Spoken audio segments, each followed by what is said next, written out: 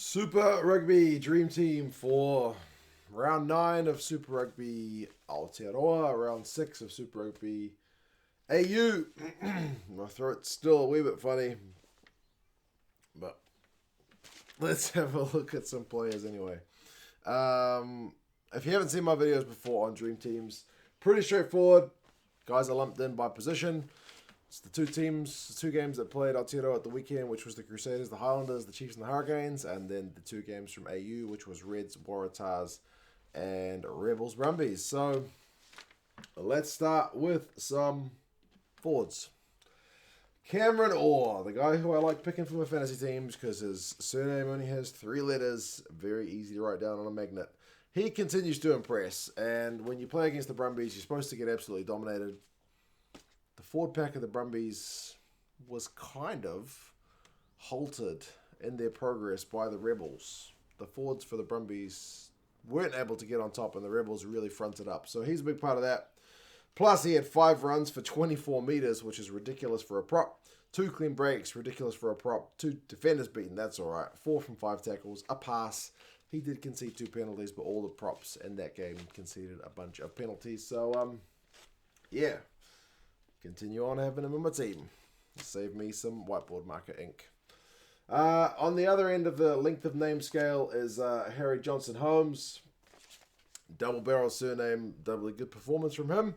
If you remember back all the way to round 1 from AU, the Waratahs scrum was under the absolute pump by the Reds. I think it was Gus Bell was conceding penalties left, right, and centre. Again, there was a bit of a turn in fortunes, and the Waratahs were able to really front up. Thanks to their forwards and some lightning work from the backs, they were able to really put on a big score, 45 points on the Reds. He had 8 runs for 19 metres, a clean break, 2 defenders beaten, 5 from 6 tackles, 2 turnovers as well. And their scrum, as I mentioned, fronted up, which is the primary reason you probably pick a prop. He did concede a penalty, but overall, pretty happy with him as well. He's looking pretty good. Hopefully you see him playing for the Wallabies at some point this year if we can get some games. Hooker, Cody Taylor. To be fair, it was probably between him and Dane Coles, but I thought Taylor. 9 runs for 68 metres. Remember, this guy is a front row forward. 9 runs, 68 metres, 2 clean breaks, and a defender beaten. Has 7 passes, including 2 offloads, 10 from 10 tackles. Line-out was operating at 93%. Somebody tell him his jersey says 2, not 12, because he was just into a bit of everything. He did concede 1 penalty, but overall, pretty good. And he's the captain, so gets to lift that trophy. Good on him.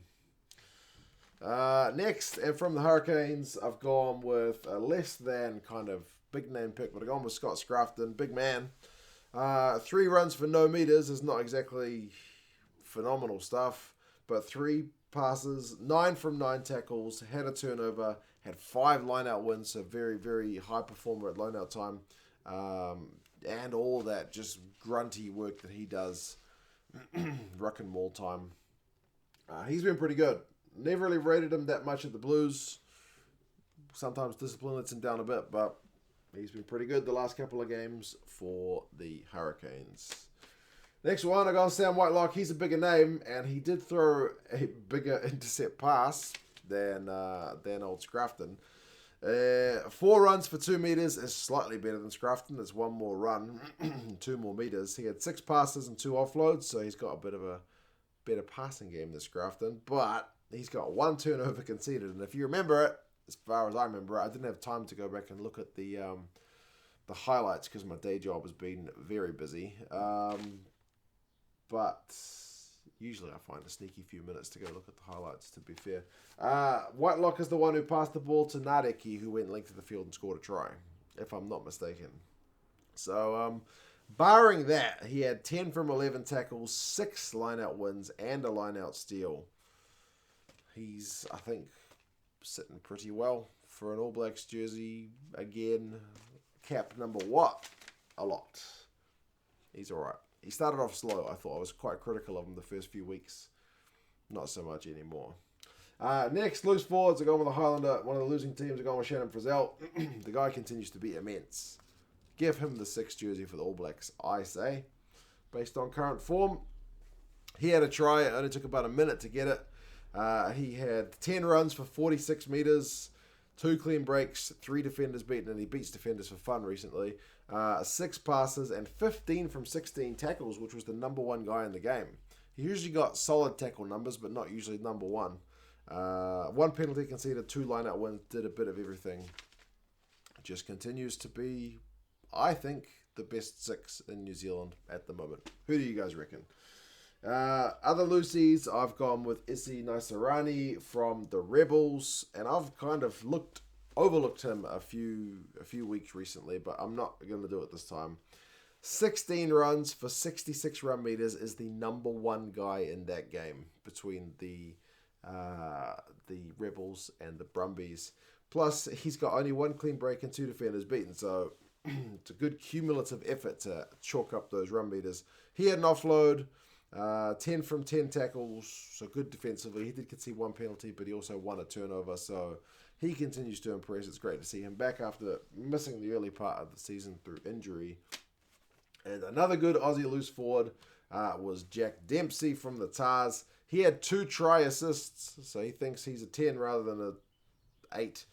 15 runs for 53 metres, very good at getting the go-forward ball this week. But, I mean, the Tars were just going forward all night, so especially that first half. 5 defenders beaten is among the top this week. 4 offloads, like I mentioned. I think he thinks he's a 10.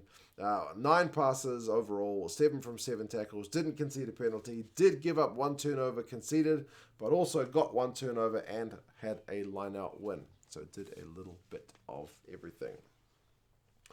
Now, if you know me, I like tries, so I was never not going to pick at halfback Jake Gordon from the Tars. How many tries did he score? Count them. 1, 2, 3. Within like 26 minutes. 26-minute hat trick. It was phenomenal stuff. 7 runs for 54 metres. Had 4 clean breaks. 3 defenders beaten. 50 passes. 3 from 5 tackles. 3 from 5 tackles is not that great. But yeah, 3 tries is pretty sweet. No penalties conceded. Also won a turnover.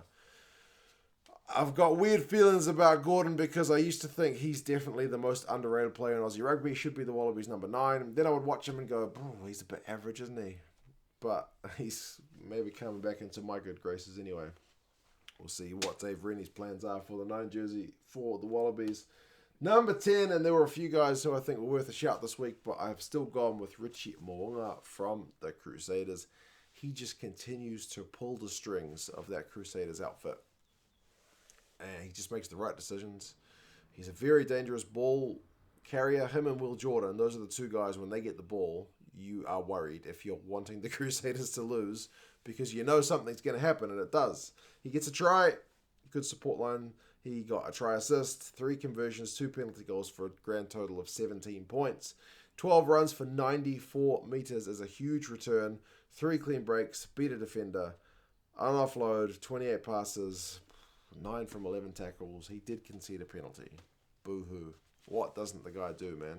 His goal kicking was even a bit better compared to previous weeks. Anyway. Midfielders, I've gone with Matt Tamua. Is it just me or does he look better at 12 than 10? I reckon. He had a try assist. Interesting numbers, though, from him because he's got 2 conversions, 2 penalties, which is good news. 4 runs, no meters is not that great.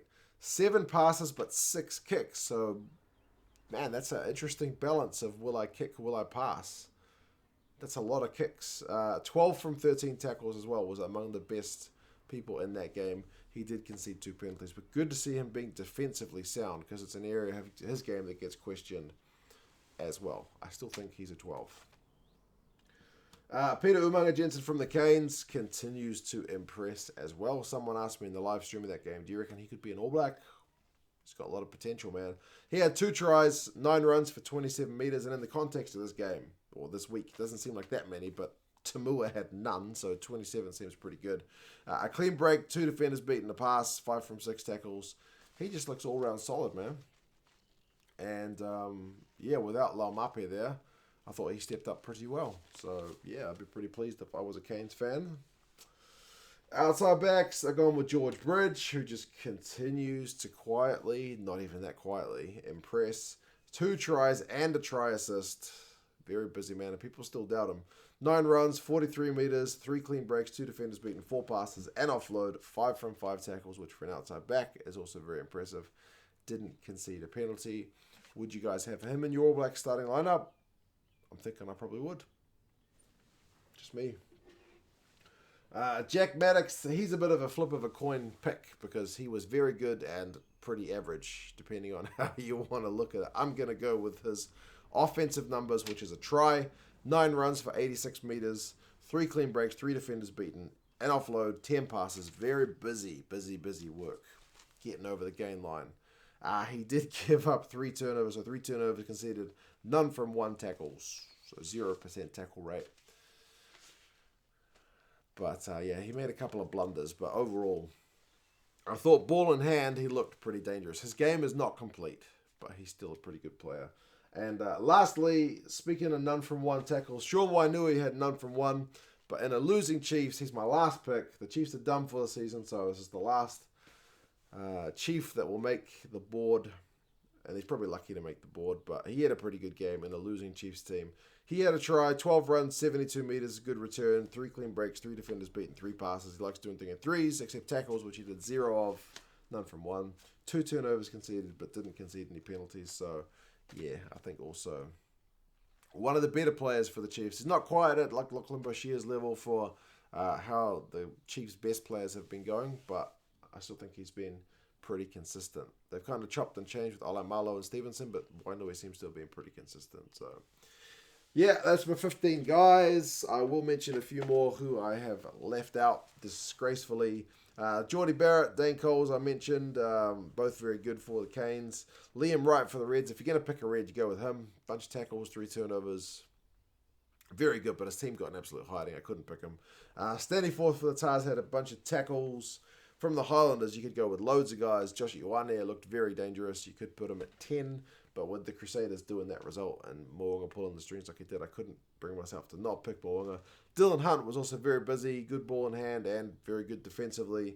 If you go for like one play, like that one play of the week, probably Josh Mackay's tackle on Bryn Hall to knock the ball out when it's a short try, or maybe Nadeki's length of the field try. The Highlanders probably had 2 of the best moments of the week.